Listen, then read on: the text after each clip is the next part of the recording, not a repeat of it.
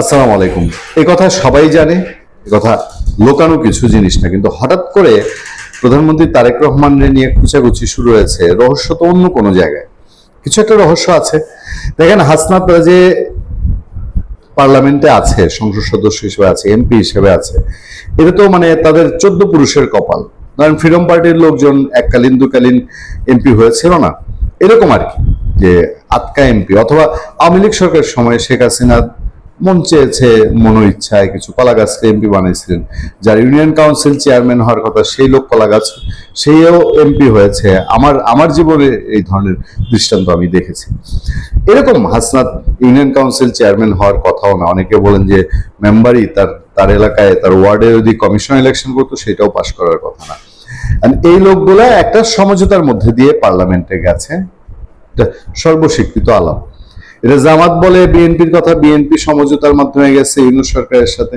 বিএনপির লোকজন বলে, বিএনপি পরাজিত প্রার্থীরা বলে যে আমির, জামাতের আমির, এনসিপির আমির, মানে এনসিপির আহ্বায়ক, এদেরকে সমঝোতার মাধ্যমে পাশ করে আনা হয়েছে, বিএনপি স্যাক্রিফাইস করেছে। আমাদের এখানে আলোচনায় দেখেছেন আমজনতা তারেক বলেছে। তো হঠাৎ কি হলো হাসনাত আব্দুল্লাহর, যে তারেক রহমান কবে কোথা থেকে কোনো নিগোজিয়েশন করেছেন কিনা? নিগোজিয়েশন তো একটা হয়েছে, কিন্তু তার কথাতেই তিনি প্রমাণ করেছেন, তার কাজেই তিনি প্রমাণ করেছেন, কিন্তু এটা কেন নতুন করে টেনে আনা হচ্ছে? দেখেন, ভারতের সাথে এটা ওপেন সিক্রেট। অনেকেই বলে যে ভারত একটা সময় তারেক রহমান বিএনপির সাংঘাতিক বিরোধী ছিল, এবং তারেক রহমানের আগমনে ভারত বাধা ছিল কিনা। প্রসঙ্গ ওঠে আমেরিকার কথাও, যে তৎকালীন আমেরিকার রাষ্ট্রদূত বিউটিনিস তার বার্তা ফাঁস যেটা করেছিল, সেই তার বার্তা যেটি ফাঁস হয়েছিল ইউক্যালিসের প্রকাশ করা নথিতে, সেখানেও জানা গিয়েছিল যে আমেরিকারও তারেক রহমান সম্পর্কে কিছু অ্যালার্জি হয়তো থাকলেও থাকতে পারে, যদিও এগুলো সবগুলো খুব যে এস্টাবলিশ সেরকম না। কিন্তু ভারতের ক্ষেত্রে ছিল যে ভারত নানান ইস্যুতে, সেটা 10 টাকা অস্ত্র বলেন বা 7 সিস্টার বলেন, ইস্যুতে তাদের কিছু অ্যালার্জি থাকতে পারে, এরকম ওপেন সিক্রেট অনেক কিছু আলাপ হতো। কিন্তু তারেক রহমান যখন ঘোষণা করেছিলেন যে 25শে ডিসেম্বর তিনি দেশে ফিরছেন, আমরা সেদিন রাতে যে আলোচনাটা করেছিলাম সে কিন্তু আমরা হেডলাইন করে বলেছিলাম এই অ্যালার্জি গুলো বা এই প্রবলেম গুলো ভারত বা আমেরিকার যদি অতীতে থেকেও থাকে, সেটার কি তাহলে সমাধান হয়ে গেছে কিনা? যদি থেকে থাকে তাহলে নিশ্চিতভাবে এগুলো ক্লিয়ার হয়ে গেছে, এবং রাজনীতিতে বহু পরিবর্তন হয়, এগুলো স্থায়ী সমস্যা না। এগুলো কখনোই রাজনীতির ব্যক্তিদের ক্ষেত্রে এক দেশের সাথে আরেক দেশের সম্পর্ক একদম উথাল পাথাল হয়, আবার যুদ্ধ পর্যন্ত গড়ায়। আর এই তারেক রহমানের সবচেয়ে বড় যিনি রাজনৈতিক প্রতিপক্ষ এখন যদি বলি, শেখ হাসিনাই তো তারেক রহমান সরকারকে এখন সমর্থনের কথা বলছে, তার নেতারা সমর্থনের কথা বলছে যে আমরা তারেক রহমান সরকারের পদত্যাগ চাই না, আমরা তাদের সমর্থন দিচ্ছি, তারা ভালো করুক, তারা সংসদে ভালো করুক, তারা রাষ্ট্র পরিচালনা ভালো করুক, বলছে না যে আমরা দেখতে চাই। তো সেই জায়গায় নেগোসিয়েশনের কথা তো রাজনীতির মাঠে থাকেই। এনসিপি যদি করে থাকে, হাসনাত আব্দুল্লাহ যদি করে থাকে, তারেক রহমানের ক্ষেত্রে কিছু হয়েছে, কিন্তু হঠাৎ করে তারেক রহমানকে এই খোঁটাটা কেন হাসনাত আব্দুল্লাহ দিলেন সেটাই বুঝতে পারছি না। প্রধানমন্ত্রী তারেক রহমানের পুরনো বক্তব্য নিয়ে স্ট্যাটাস দিয়েছেন কুমিল্লা 4 আসনের সংসদ সদস্য হাসনাত আব্দুল্লাহ। তিনি শনিবার বিকেল 4টায় নিজের ফেসবুক আইডিতে একটা পোস্ট দেন। পোস্টটা হচ্ছে কিরকম আমি আপনাদেরকে একটু বলি।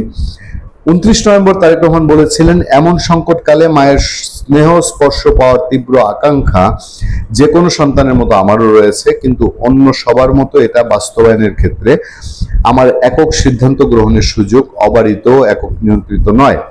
এই ফেসবুক পোস্টটা ভাইরাল হয়ে গিয়েছিল। সেই ভাইরাল পোস্ট ধরেই বলা হচ্ছে, তার দেশে ফেরা আর কার কার সিদ্ধান্তের উপর নির্ভর করে তা তিনি তখন কিংবা এখনো স্পষ্ট করেননি, হাসনাত আব্দুল্লাহ বলছেন। কিন্তু গত 25 ডিসেম্বর যাদের সিদ্ধান্তের উপর নির্ভর করে তিনি দেশে ফিরেছেন, দলের অনেকের দ্বিমত থাকা সত্ত্বেও গুম ও মানবাধিকার অধ্যাদেশ বাতিলের পেছনে তাদের সিদ্ধান্তের কোনো প্রভাব রয়েছে কিনা সে প্রশ্ন থেকেই যায়। দেশে ফেরার মতো গুরুত্বপূর্ণ সিদ্ধান্ত যেমন অন্য অনেকের প্রভাবের উপর নির্ভর করেছে, ঠিক তেমনি দেশ পরিচালনার ক্ষেত্রেও কি তিনি তাদের দ্বারা প্রভাবিত? তো বাবু আপনার সঙ্গে তো সংসদে দেখা হয়, আপনি সংসদে পয়েন্ট টু অর্ডার, ফেসবুকে সোশ্যাল মিডিয়া খোটাখুটির দরকার কি? সংসদে জিজ্ঞেস করেন না যে আপনি কি কারোর কাছ থেকে কারোর সঙ্গে কারোর সিদ্ধান্তে, যে দেশে ফেরা আমাদের গুরুত্বপূর্ণ সিদ্ধান্ত যেন অন্যের প্রভাবের উপর নির্ভর করে, আপনি কি আর কারোর উপর প্রভাবিত হয়ে দেশে ফিরেছেন কিনা আপনি কি জিজ্ঞেস করেন, আমরা জেনে যাই। নাকি এর ভেতরে অন্য কোনো প্যাচ আছে? কিছুই জানেন না হাসনাত আব্দুল্লাহরা। কোথা থেকে কি হয়েছে তাদের কোনোই ধারণা নেই। আমি তো জানি সবকিছুই তাদের ধারণা আছে, এবং সবকিছুই তারা ভেতর ভেতর আলোচনা হয়েছে জানে। তারেক রহমান দেশে ফেরার বিষয়ে বিএনপির নেতা কর্মীরা যতটা আগ্রহী ছিল, উৎসাহী ছিল, ততটাই উৎকণ্ঠিত এবং আগ্রহী এবং টেনশনে ছিল এনসিপি এবং জামাত ইসলাম। কারণ তারা জানতো যে তারেক রহমান দেশে ফিরলে পরে তাদের আর ভাত নাই। তারেক রহমান এই যে 12 সিট আপনার বিএনপি পেল, 11 সিট 12 সিট পেল, আপনারা খেয়াল করে দেখবেন 25শে ডিসেম্বরের আগে এবং পরে একাধিক আলোচনায় আমরা বলেছি তারেক রহমান ফেরা মানে পুরো সিনারিও চেঞ্জ, এবং অটোমেটিকলি তখন আর ক্ষমতায় যাওয়া লাগবে না, ক্ষমতায় যাওয়া ছাড়াই প্রশাসন বলেন সবকিছু অটো ঝুঁকে যাবে বিএনপির দিকে। এটাই ছিল বাস্তবতা। তো হাসনাত আব্দুল্লাহ এটা জানতেন, জানার ফলে ওনারা কি এর ভেতরে আর কি কি মেকানিজম হচ্ছে জানতেন না, নাকি সব জেনে শুনেও প্রকাশ্যই খোঁচাটা দিয়েছেন? এর মধ্যে ভিন্ন কোনো উদ্দেশ্য আছে? ভালো থাকবেন, সুস্থ থাকবেন। আপনাদের সাথে আমি আতিক রহমান পূর্ণিয়া।